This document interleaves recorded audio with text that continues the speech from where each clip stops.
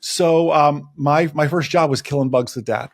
Okay. And it sounds funny, but it taught me so much, not only about entrepreneurship, Yeah. but about customer service. Like, you live in Florida, so you get it. Imagine it's August, you're Hmm. outside, you're killing bugs, and I got to convince Mrs. Johnson to let me into her house, and I'm sweaty and stinky and everything else. Like, you learn persuasion and sales and That's right. everything else in the process. Yep. But I saw one very important distinction killing bugs with dad.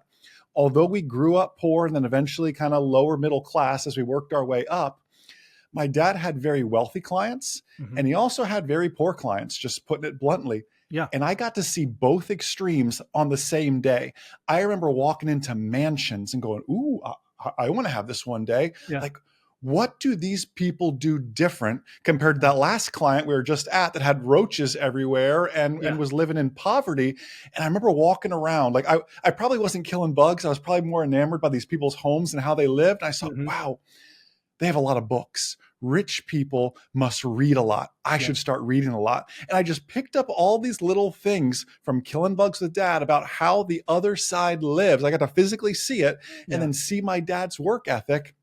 And I knew from that standpoint, I was going to be a little bit different from that. So I went down to our public library, and this is back, like, I'm listening to like Tony Robbins on cassette tape, Hmm. Zig Ziglar, Jim Rohn, like the stuff you've listened to as well, like the Oh yeah. classics.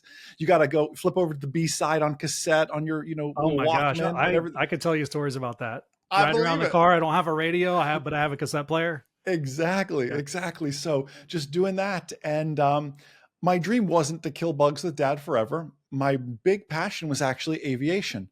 But learning to fly is just so expensive. Hmm. Today, as just as much as it was back then. Right. So here I am, 12, 13 years old, and dad said, well, Jason, if you want to make extra money, anything you upsell my customers, his pest control customers, I'll let you keep. He goes, anything. I said, well, anything? So Wow. I'm knocking on the door going, hey, I noticed your driveway has some oil spot. I can pressure wash it for you.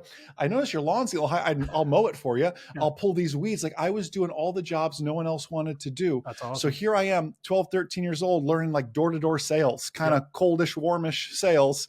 Because at least these people know us. Sure. And I'm learning how to upsell these people to fund a dream. And here I am in my mind thinking, well, I'm just going to go be an airline pilot, or I'm going to just go do that. Like, I didn't Right. realize I am getting an MBA in sales and everything else at a very, very young age. Yeah.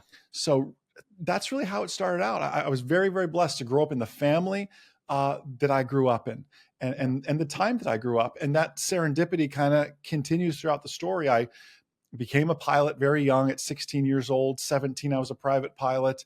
By 18, almost 19 years old, I became a flight instructor. Okay. And I'll never forget. So this is like, flight instructor is your first like real aviation job where you're going to actually get paid. And I went to the flight school where I did all my flying at. And I remember saying to them, hey, I'd love to work for you guys. I've been here since I knew nothing, and Hmm. I'd love a job. They said, this is awesome, Jason. We'd love to hire you. We're going to pay you $11 an hour. I said, wait a second.